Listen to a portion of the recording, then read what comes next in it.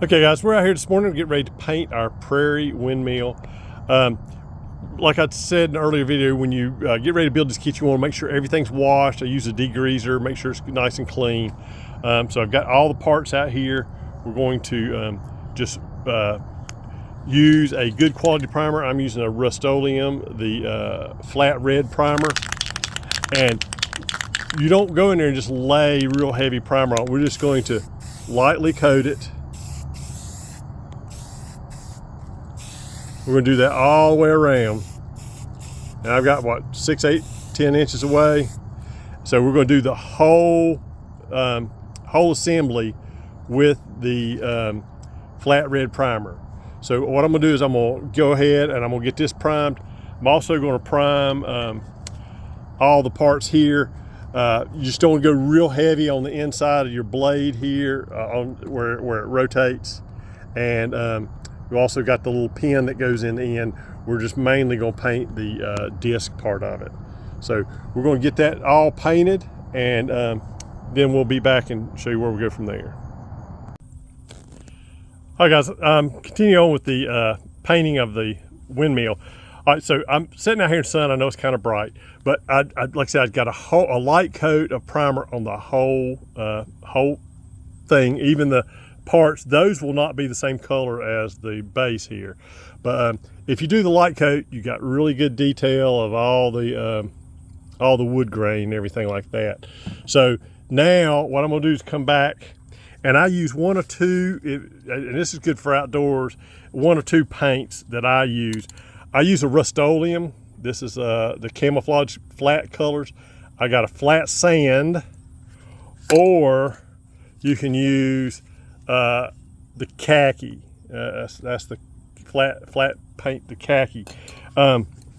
They both give you a good base for a wood color, because I'm gonna go back with pastels and do my weathering and stuff.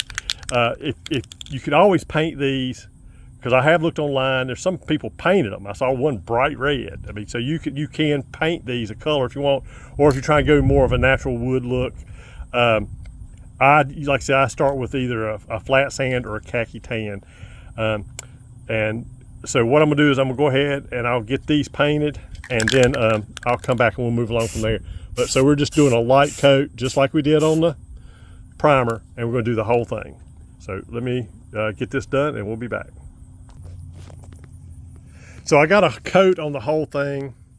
I actually think that looks pretty good just by itself without adding my chalks. I'm getting ready to go, or my pastels here shortly. It did a really good job. I like the color. I've been using khaki a lot, and I've had sand, which is just a little bit lighter than the khaki, and I like it pretty good. So I'm gonna let this all dry, and then we'll go and we'll start working with the chalks, or not chalks, but the pastels. Okay guys, I'm back. I'm inside now. I'm sorry, the lighting in here is horrible. But anyway, I've got the whole thing painted in that sand. It's that camo, that's that Krylon, not Krylon, it's the Rust-Oleum camouflage paints, the sand color. Anyway, I've got that whole side done. You can, like I said, the lighting here is horrible. But after I get that done, and it's dry, I'll break out. I got a whole tray of pastels. It's like a chalk, but it's called pastels. But anyway, different weathering ones. There's browns and umbers and different things like that. And what I do is I've done this side here is it's darkened it up, and it looks like more of a weathered wood.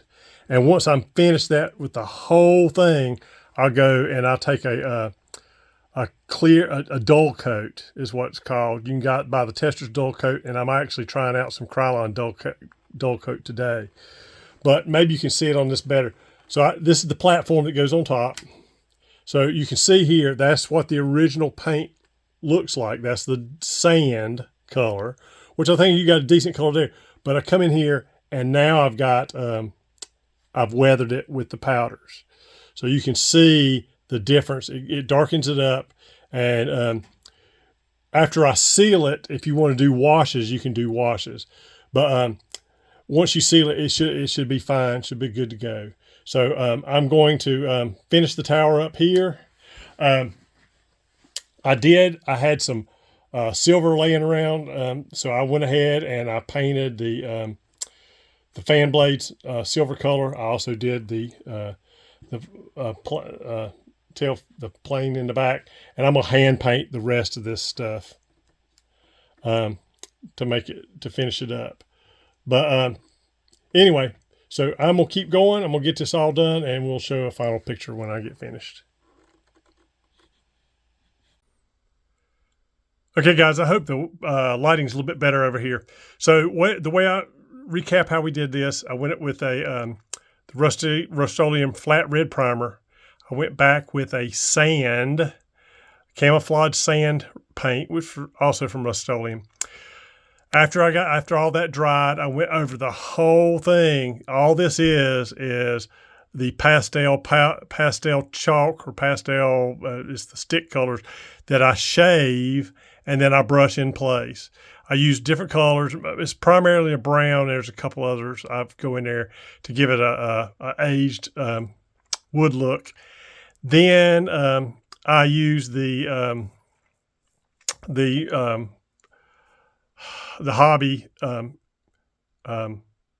dull coat. It's the one Tester's dull coat. That's what I use. Do not use a Krylon dull coat on there. I screwed something up. It makes it bubble. So it's Rust-Oleum paints. The new Tester stuff's made by Rust-Oleum. The blades I painted a silver I had on hand. I've still got to weather this. The motor and the mount were all painted black, and then they'll go back. And I got some rust colors I'm gonna put on it just to make it look a little bit older. There is a main pipe that comes down the middle. For the model, I mean, it said, you could, in the old days he used like a styrene tube. What works best is just a piece of dowel, a 1/4-inch dowel rod, 3/16 dowel rod, right down the middle. I haven't painted that yet. Also, I'm finishing up the ladder as it is. But the colors look good for me. The bolt heads, when I weather this up here, I'll put some rust color on the bolt heads themselves. But I'm sure there's many ways to do it, just the way I did it. The Rust-Oleum paint should be good for outdoor use.